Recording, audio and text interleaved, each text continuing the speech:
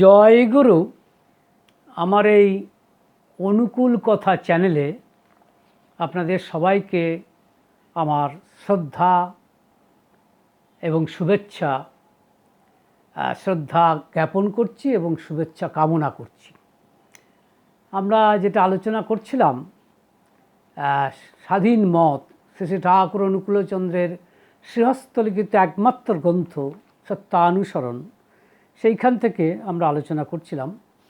তাই যে আজকের যে টপিক বা আজকের যে বিষয়বস্তু ঠাকুরের লেখা, সেটি হচ্ছে ঠাকুর লিখছেন, যাই কেন করো না তার ভিতরে সত্য দেখতে চেষ্টা করো। সত্য দেখা মানেই তাকে আগাগোড়া জানা, আর তাই জ্ঞান। আবার বলছি, যাই কেন করো না তার ভিতরে সত্য দেখতে চেষ্টা করো। সত্য দেখা মানেই তাকে আগাগোড়া জানা, আর তাই জ্ঞান। এটার ইংরেজিটা এরকম, whatever you do try to see the truth in it. To see the truth in a thing means to know how it exists, and that is wisdom. আবার বলছি, whatever you do, try to see the truth in it. To see the truth in a thing means to know how it exists, and that is wisdom. দেখুন, ঠাকুর আমি একটি ঘটনা বলে এই ব্যাপারটি ব্যাখ্যা করার চেষ্টা করছি। একদিন ঠাকুর বসে আছেন। আপনারা জানেন, দেওঘরে কাঠের একটা মানে বলা যায় বিভিন্ন রকম কাজ হতো কাঠের। ঠাকুর মাঝে মাঝে সেখানে গিয়ে দেখতেন, কাছেই সেখানে একটি চেয়ারে ঠাকুর বসে সেই কাজকর্মগুলি দেখতেন। তো একজন মিস্ত্রি, সম্ভবত অতুল মিস্ত্রি, তিনি কাজ করছেন, কাঠমিস্ত্রি, অত্যন্ত দক্ষ। তিনি কিন্তু কাজ করছেন, একটি চেয়ার বানাচ্ছেন সম্ভবত। ঠাকুর দেখছেন, একটু দেখার পরেই বললেন, মনে হচ্ছে যে এই চেয়ারের পা দুটো, মানে একটি পা, বিশেষ করে একটি পা একটু বড় হয়ে গেছে, দেখ তো ভালো করে। এখন মিস্ত্রি কিন্তু ভালো করে দেখলো, সত্যিই তাই। তখন তিনি বলছেন, আমি সারা জীবন কাঠমিস্ত্রির কাজ করে যাচ্ছি, আমার মাথায় যা আসছে না, আপনি একটুক্ষণ দেখেই সেটা বলে দিলেন। এটা ঠাকুরকে কোনো প্লিজ করার জন্য নয়, এটা ঘটনা। তার মানে কি, ঠাকুর এটা জাগতিক দিক দিয়ে দেখুন, এটা সম্পূর্ণ জাগতিক ব্যাপার। এর মধ্যে কোনো আধ্যাত্মিকতা নেই, এর মধ্যে কোনো ঈশ্বরীয় প্রসঙ্গ নেই, কিচ্ছু নেই। সম্পূর্ণ জাগতিক একটি দিক। তো ঠাকুর এটাকে দেখছেন এবং সত্যটা দেখার চেষ্টা করছেন। সত্যটা কি, যে একটি পা সামান্য হলেও একটু বড় হয়ে গেছে, সেটাকে একটু ছোটো করতে হবে। এবং সেই বড়টা কিন্তু সেই কাঠ মিস্ত্রি যে কোনো কারণেই হোক বুঝে উঠতে পারেনি। তাহলে চিন্তা করুন, এই যে যা দেখছেন তিনি এবং যা করছেন, সেটা সত্য দেখতে চেষ্টা করছেন। ঠাকুর অনুকূলচন্দ্র এবারে এসেছেন সত্য দেখার জন্য। তিনি এসেছেনই অপুর মতো বিস্ময়ের চোখ নিয়ে। যা দেখছেন, যা করছেন, তার মধ্যে সত্যকে দেখার চেষ্টা করছেন। What is the truth in it? আর to see the truth in a thing means it is the wisdom. এটাই হচ্ছে জ্ঞান। সুতরাং জ্ঞান আমরা অনেকেই অন্যরকম বুঝি না, সত্যটাই হচ্ছে জ্ঞান। অর্থাৎ যে জ্ঞানের মধ্যে সত্য নেই, বাট বলা যায় পার্মানেন্ট সত্য নেই, সেটা কিন্তু শিক্ষা হতে পারে, জ্ঞান নয়। এইটা সম্ভবত ঠাকুর আমাদের বোঝাচ্ছেন, মানে ছোট্ট একটা ঘটনা। এবং আরও জাগতিক দিক দিয়ে দেখুন, যেমন অনেকে আছেন, যেমন একদিন ঠাকুর তো প্রথমে হোমিওপ্যাথি ডাক্তারি করতেন, হোমিওপ্যাথি তিনি শিখেছেন, যদিও তিনি অ্যালোপ্যাথ ডাক্তার। তো একদিন একটি রোগী এসেছে, রোগীটিকে দেখছেন কিন্তু বুঝে উঠতে পারছেন না যে রোগটি কী। সেই জন্য তিনি প্ল্যাসিবো দিচ্ছেন, হোমিওপ্যাথি প্ল্যাসিবো বলে এক ধরনের ওষুধ আছে, যেটা ভার্চুয়ালি কিছু নয়। আবার আসছেন, দেখছেন, তার কারণ তিনি সত্যটা তখনও দেখতে পাচ্ছেন না। What is the truth in ইট? তাই কিছুদিন পরে যখন সে এসেছে, তখন সে ঠাকুর কিন্তু তার দিকে লক্ষ্য রাখছেন, অন্যান্য রোগীদেরও দেখছেন, তার দিকে লক্ষ্য রাখছেন। তিনি দেখলেন যে সে যখন থুতু ফেলতে যাচ্ছে, থুতুটা অনেক দূরে না পড়ে ও যে ফোর্স নিয়ে ফেলছে দেখছে থুতুটা কাছে পড়ছে। তখনই ঠাকুর ক্লুটা পেয়ে গেলেন এবং ঠাকুর সম্ভবত নাক্স ভূমিকা এই ওষুধটা দিয়ে তাকে ভালো করেছিলেন। ঠাকুর বলছেন যে এইটাই ছিল মানে ওর আসল জিনিসটা কি। এরকম একটি ঘটনা আমার নিজের জীবনে দেখেছি। আমি একজন ডাক্তারবাবুর কাছে গিয়েছিলাম, হ্যাঁ, চেনা লোক, ভালো মানুষ। তো একজন পেশেন্টেরও সে বলছে তার কোমরে ব্যথা। আমার ধারণা ছিল সম্ভবত এটা কোনো বাত ব্যাধি বা এই জাতীয় কিছু হবে, বাত টাত মানে কাইন্ড অফ বলো না, মানে রিউম্যাটিক আর্থ্রাইটিস টাইপের কিছু হবে মনে হয়েছিল আমার। কিন্তু ডাক্তারবাবু দেখলাম, আমি চোখের সামনে দেখলাম উনি একটি মাত্র ওষুধ প্রেসক্রাইব করলেন, হ্যাঁ, সেটি হচ্ছে আপনার এই কী বলে যেটা আমাশয়ের ওষুধ, এই মুহূর্তে নামটা মনে করতে পারছি না, ভেরি কমন ওষুধ। এখন 5 দিন পরে যখন আমি আবার ডাক্তারের কাছে গেছি, সেই পেশেন্টটি সেদিন আবার এসেছি। তো বলছি কেমন আছেন, বলে ভালো আছি ডাক্তার। তা দেখুন কোমরের ব্যথাটা ডাক্তারবাবু কিন্তু রিউম্যাটিক আর্থ্রাইটিসের চিকিৎসা করেননি, তিনি সঠিক ধরেছিলেন যে এর ভিতরে সত্যটা কী, সেটাই জ্ঞান। তাই জাগতিক দিক দিয়েও ঠাকুরের কথাগুলি মানে চরম সত্য। আরেকটি কথা বলতেই হয়, কোনো কথার যদি শুধু আধ্যাত্মিক মূল্য থাকে, জাগতিক মূল্য না থাকে, তাহলে সেটা আধ্যাত্মিক নয়। আবার জাগতিক মূল্য আছে, আধ্যাত্মিক মূল্য নেই, তাহলেও সেটা মানে সত্য নয়। তাই ঠাকুর এইটাকেই বোঝাতে চাইছেন যে try to understand the reality in it, সুতরাং ট্রুথটা বোঝার চেষ্টা করুন, এটা ঠাকুর এটা বলতে চাইছেন। আসলে আবার ধরুন এই যে রোগ ব্যাধি, ঠাকুর দেখছেন অনেক রোগী দেখেছেন, কিন্তু তিনি সত্যটা দেখতে চেষ্টা করে দেখলেন রোগের আসল কারণ কিন্তু ততখানি শরীর নয় যতখানি মন। তাই ঠাকুর বানিয়ে দিয়েছেন, আপনারা জানেন যে মনটা দুষ্ট হলেই জানিস রোগের আথাল হয়, ওইটাকে তুই এড়িয়ে চলিস, ব্যাধি করবি জয়। চিন্তা করুন, তার ব্যাধির আসল কারণ কিন্তু মনটা দুষ্ট হওয়া। এখন মনটা দুষ্ট হচ্ছে কেন? এই যে আমাদের মধ্যে নানা রকমের প্রবৃত্তি খেলা করছে, কাম, ক্রোধ, হ্যাঁ, লোভ, মোহ, মদ, মাশ্চর্য একদম কিলবিল করছে, তাদের দ্বারাই আমার মন কিন্তু দুষ্ট হচ্ছে। এবার আপনি বলতে পারেন যে অনেকে তো আছেন এই জন্মে তিনি পারতপক্ষে ভালোভাবে চলেন, ভালোভাবে করেন, তা সত্ত্বেও তার রোগ ব্যাধি হচ্ছে কেন? এখানে কিন্তু একটি প্রশ্ন চলেই আসছে, পূর্বজন্মকে কিন্তু অস্বীকার করা যায় না, প্রারব্ধ যেটাকে বলে সেটিকে অস্বীকার করা যায় না, হয়তো সেটারই ইফেক্ট চলছে। ভগবান শ্রীকৃষ্ণ বলছেন না যে এটাও কিন্তু জ্ঞান যে পূর্বজন্ম বলে কোনো বস্তু আছে, হ্যাঁ, যে জন্য ভগবান শ্রীকৃষ্ণ বলছেন বহুনি মে ব্যতীতানি জন্মানি তব চার্জুন তন্নাহং বেদ সর্বাণি নতম ব্যর্থ পরন্তপ। হয়তো ভগবান শ্রীকৃষ্ণ বলছেন তোমার আমার বহু জন্মগত হয়েছে, তোমার সঙ্গে আমার তফাতেই যে আমার সব স্মরণে আছে আর তোমার কিছু স্মরণে নেই। বলছে ও কুন্তি, ও Arjun, you see many lives of us have gone. The only difference between you and me is simply this, that you cannot recall all those events of the past lives while I can. This is the difference, subtle difference. তাই আছে তাহলে পূর্বজন্মার্জিত যে মনের দুষ্টতা হয়েছিল সেটা এই জন্মে যে কাজ করবে না তা তো নয়, এই জন্মে হয়তো সত্যিই সে চেষ্টা করছে, বাট স্টিল সামথিং এটা কিন্তু হচ্ছে। তো যাই হোক, এটা আমরা যেটা বলছিলাম এখন এই পূর্বজন্মের ব্যাপারটা, এটা কিন্তু আছেই।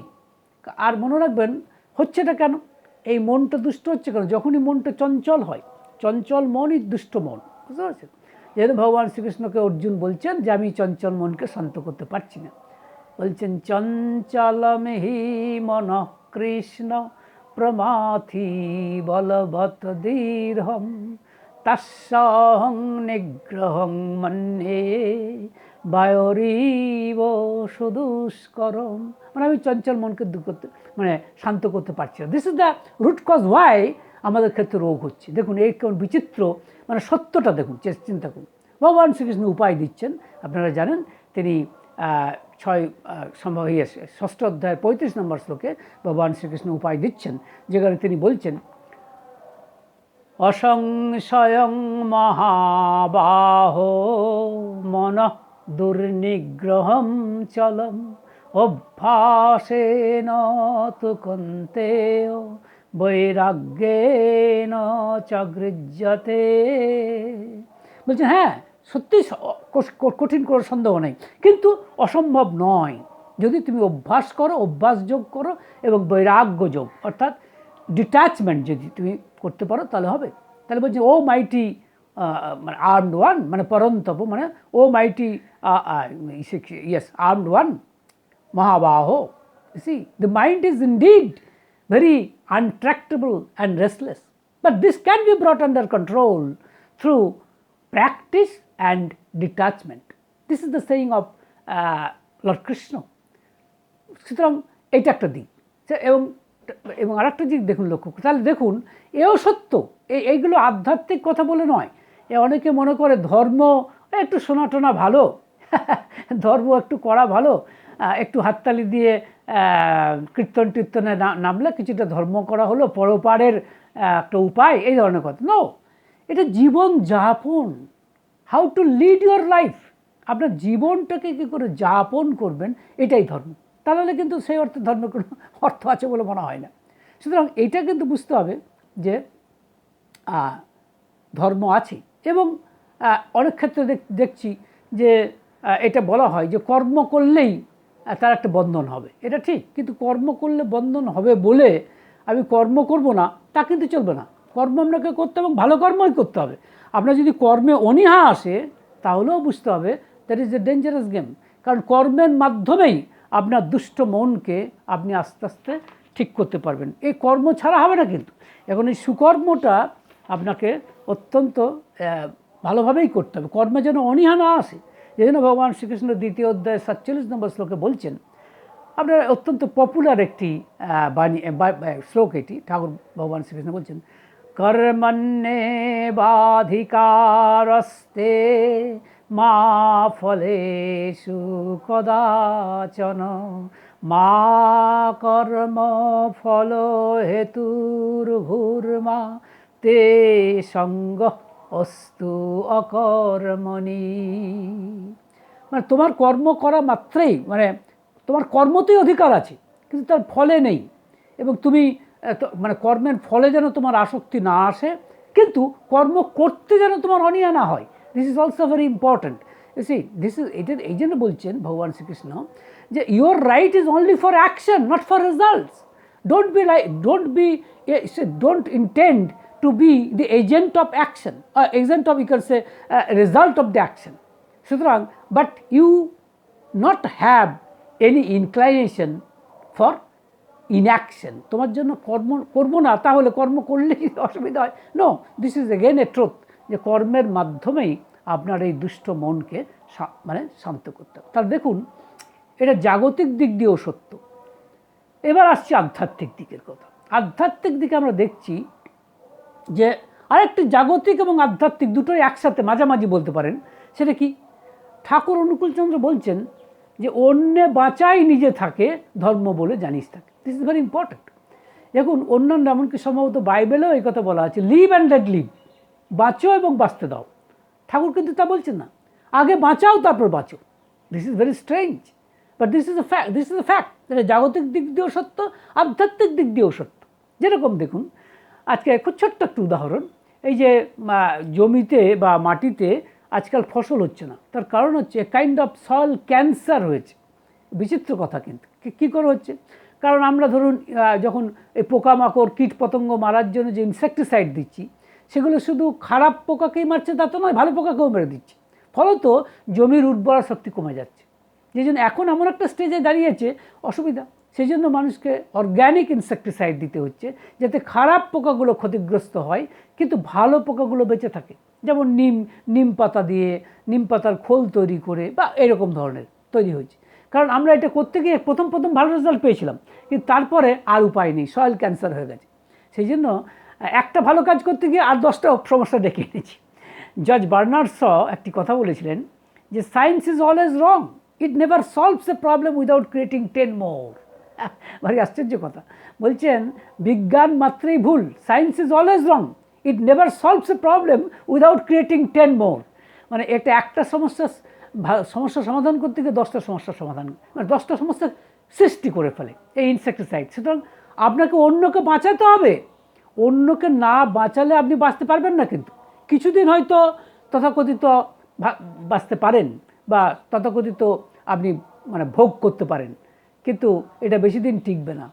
শুধু তাই নয়, এর যে পুঞ্জীভূত ফল তা কিন্তু আপনাকে পরবর্তী জন্মে তার ফল আপনাকে মানে আদায় মানে কী বলে পুরোটাই উসুল করে নেবে। সুতরাং আপনার কাজ হচ্ছে আপনি অন্যকে বাঁচান, পরিবেশ সৃষ্টি করুন। এবং ঠাকুর যেমন তিনি এসেই ছিলেন এক রাস করুণা দয়া মায়া নিয়ে। তিনি একটা মানুষ তো দূরের কথা, একটা দোবে পাড়ায় একটি কুকুর মারা গেছে, ঠাকুর মানে সেদিন কথা বলতে পারছেন না। একজন তথাকথিত তখনকার দিনে ICS অফিসার এসেছিলেন, এটা আপনারা স্মৃতিতীর্থে পাবেন, প্রফুল্লদার বন্ধু। তিনি এসে কথা বলতে চাইছেন, ঠাকুর বললেন দোবে পাড়ার একটা কুকুর আজ মারা গেছে, তাকে আমি জানতাম অসুস্থ হয়েছিল, তার কাশি হয়েছিল, আমি বলেও ছিলাম ব্যবস্থা করতে, কিন্তু যা করার তা করা হয়নি, তাই আমি আজ কথা বলতে পারছি না। তখন সে ICS অফিসার বলেছিলেন, একটি কুকুরের জন্য যার এত মমতা মায়া, হ্যাঁ, তাকে দেখেই তোমার সব মানে কী বলবো, আমি আনন্দের চূড়ান্ত পর্যায়ে পৌঁছেছি, আর কিছু বলার দরকার নেই।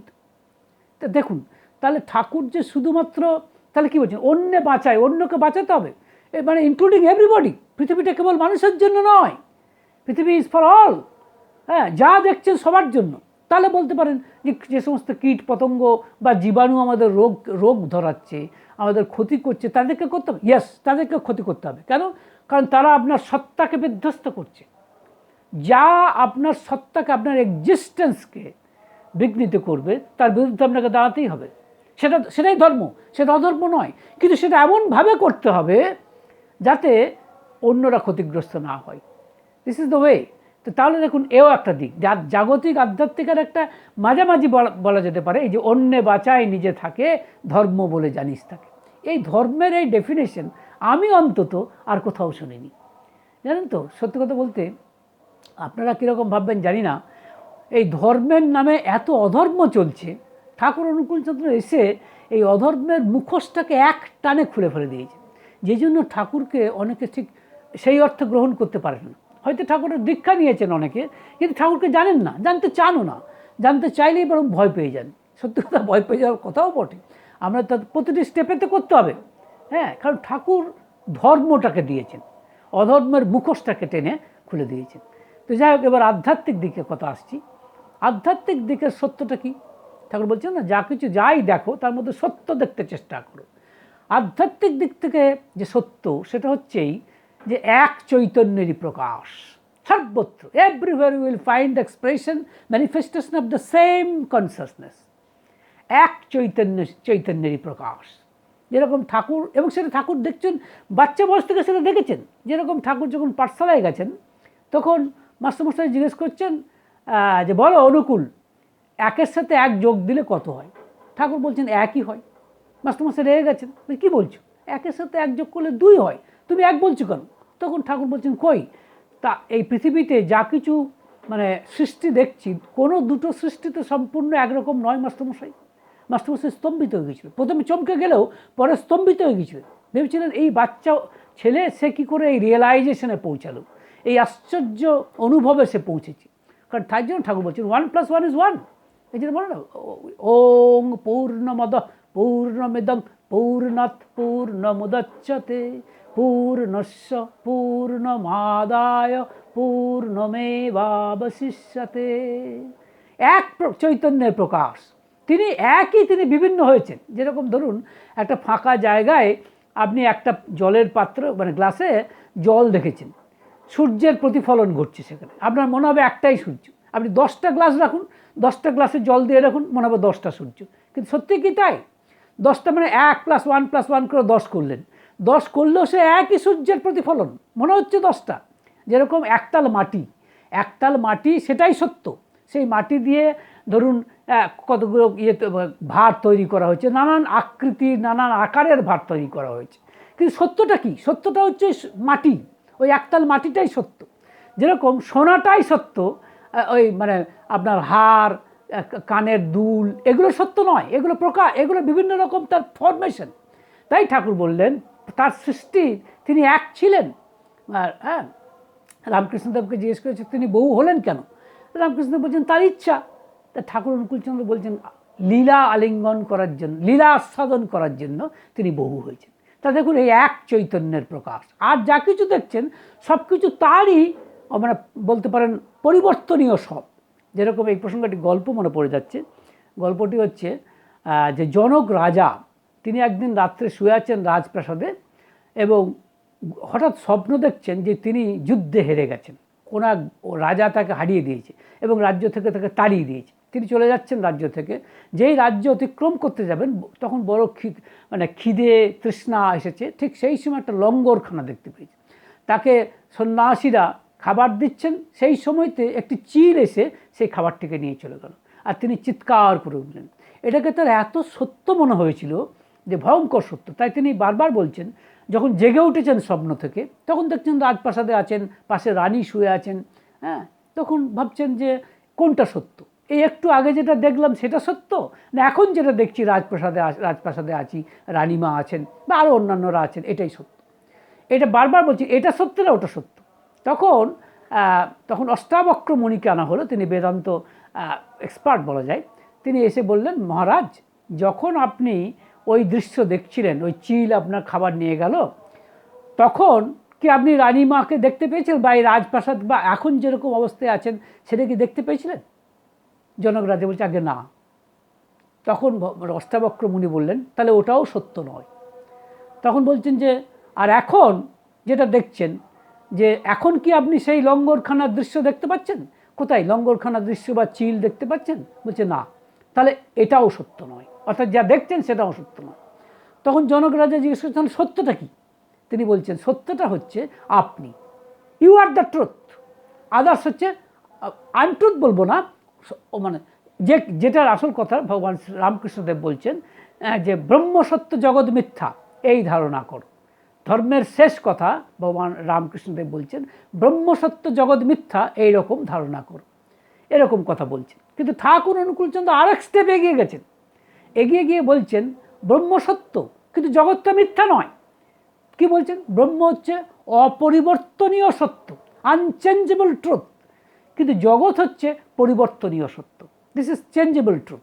কীরকম? যেমন ধরুন সিনেমা হচ্ছে, সিনেমাতে আজকে একটা এই সিনেমা হচ্ছে, কালকে অন্য সিনেমা হচ্ছে, আমি যেটা দেখছি সেটা সত্য মনে হচ্ছে, কিন্তু সেগুলো কি সত্য? সেগুলো পরিবর্তনীয় সত্য। সত্য কোনটা? ওই পর্দাটা পর্দাটা সত্য, কিন্তু পর্দার মধ্যে নানা রকমের দৃশ্য, বুঝতে পারছেন? সেই দৃশ্যটা দেখছি। যে বলছে না, একটা গান শুনেছিলাম মান্না দের গাওয়া গান, চার দেওয়ালের মাঝে নানান দৃশ্যকে, এরকম একটা গান, নিয়ে সাজাই আমার বিশ্বকে, এরকম বলছেন। চার দেওয়ালের বিভিন্ন দৃশ্যকে নিয়ে আমার বিশ্বকে সাজাচ্ছি, এরকম তিনি বলছেন। সেরকম কিন্তু সত্যটাকে, চার দেওয়ালের দৃশ্য সত্য নয়, সত্য হচ্ছেন তিনি, অর্থাৎ পিওর কনসিয়াসনেস, অর্থাৎ এক চৈতন্য, এটাই হচ্ছে সত্য। আর যা কিছু অসত্য তা নয়। ভগবান শ্রী ঠাকুর অনুকূলচন্দ্র বলছেন না, অসত্য নয়, সত্য কিন্তু পরিবর্তনীয় সত্য। Those are changeable truths, while you are the pure consciousness, you are the unchangeable truth. এই হচ্ছে আধ্যাত্মিক সত্য। তাই ঠাকুর বলছেন যা কিছু দেখো না কেন তার মধ্যে সত্য দেখতে চেষ্টা করো। যেরকম আমি একবার মহারাজকে মানে একজন কৃষ্ণের মহারাজকে বলেছিলাম, মহারাজ আমরা তো কলেজে পড়ে, আমি একটা বিশেষ কলেজের অধ্যাপক ছিলাম, তো আমাদের ছেলেমেয়েরা তো এত ভালো রেজাল্ট করে না, আমরাও তো পড়াই, আপনাদের ইনস্টিটিউশনের ছেলেমেয়েরা এত ভালো রেজাল্ট করে কেন? তিনি তার উত্তরে বলেছিলেন, ইংরেজিতে বলেছিলেন, you people teach as because you are paid for that. আপনারা পড়ান কারণ আপনারা তার জন্য পয়সা পান, বেতন পান। মানে দেখুন, কর্মণ্যেবাধিকারস্তে মা ফলেষু কদাচন, আমি কিন্তু কর্মের ফল চাইছি এবং আমি সেই জন্য আমি পয়সা নিচ্ছি। কিন্তু উনি বলছেন কিন্তু আমরা যখন একটি ছেলে পড়তে আসে তখন ভাবি বালক, মানে ভগবান রামকৃষ্ণদেব বালক গদাধর হয়ে আমাদের কাছে এসেছেন শিক্ষার জন্য।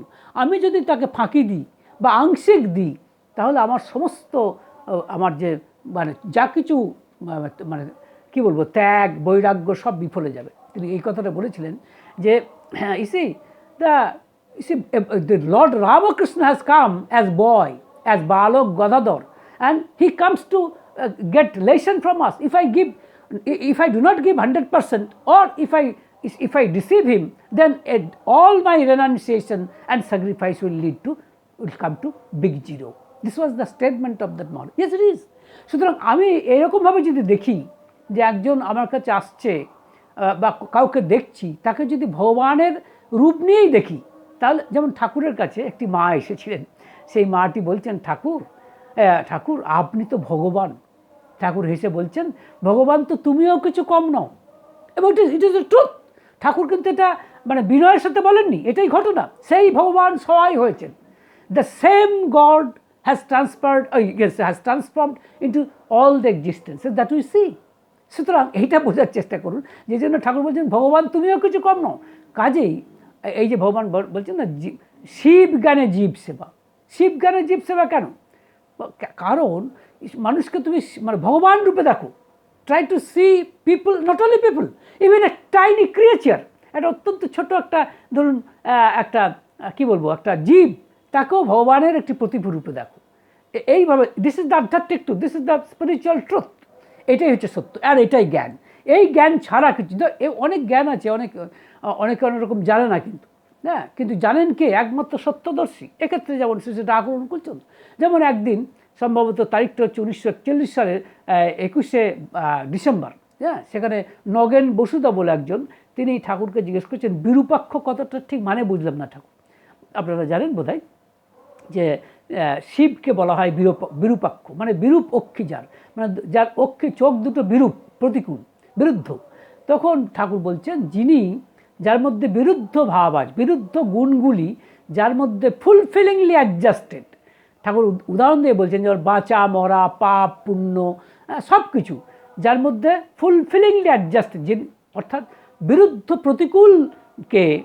প্রতিকূলকে যিনি মঙ্গলে নিয়ন্ত্রণ করতে পারেন, তিনিই বিরূপাক্ষ, মঙ্গলময় শিব।